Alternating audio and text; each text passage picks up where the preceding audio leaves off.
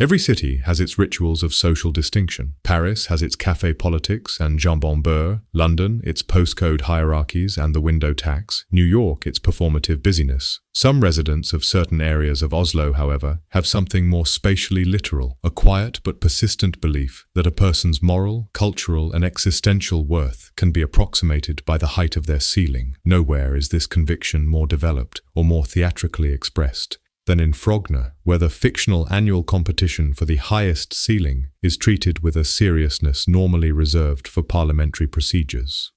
What appears on the surface of this mildly eccentric part of the neighborhood is, upon closer inspection, a microcosm of contemporary bourgeois identity formation. It is an event in which architecture becomes anthropology, interior design becomes metaphysics, and a measurement normally performed by carpenters becomes a form of soft power. The competition's rules, unspoken but strictly enforced, reveal a structural logic consistent with Pierre Bourdieu's theories of distinction. Only those with authentic Frogner heritage may participate, defined not by legal residence, but by generational continuity and the ability to recount at least one anecdote involving a distant relative and a literary figure on a tram. Exclusion is not administrative, it is atmospheric. Height, in this context, functions as a proxy for cultural value. A 2.88-meter ceiling signals respectable upper-middle-class solidity. A 3-meter Victorian height indicates historical legitimacy. A 3.8-meter ceiling suggests aristocratic residue. By the time ceiling height approaches 4 meters, it has become not merely an architectural feature, but a claim to existential seriousness. Into this precisely calibrated ecosystem steps an anomalous figure, Nikos the Katt, a being whose primary expertise lies in roaming the forests near Eastside Oslo rather than curating living rooms. His entrance is noteworthy, not because he is an outsider. Outsiders have always been tolerated as long as they behaved like insiders, but because he refuses to participate in the epistemology of measurement itself. Asked for his ceiling height, Nikos simply points upward and announces, laconically, infinite.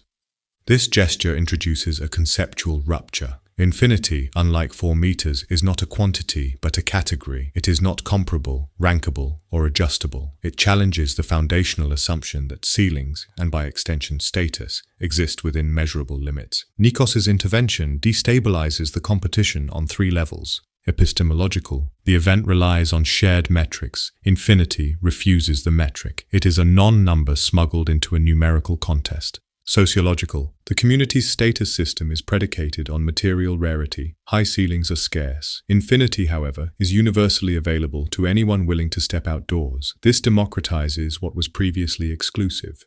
Symbolic. By elevating the sky to the status of ceiling, Nikos reframes domestic space as existential space. He transforms architecture into a form of philosophy. The judges face a problem familiar to political theorists and ethics committees.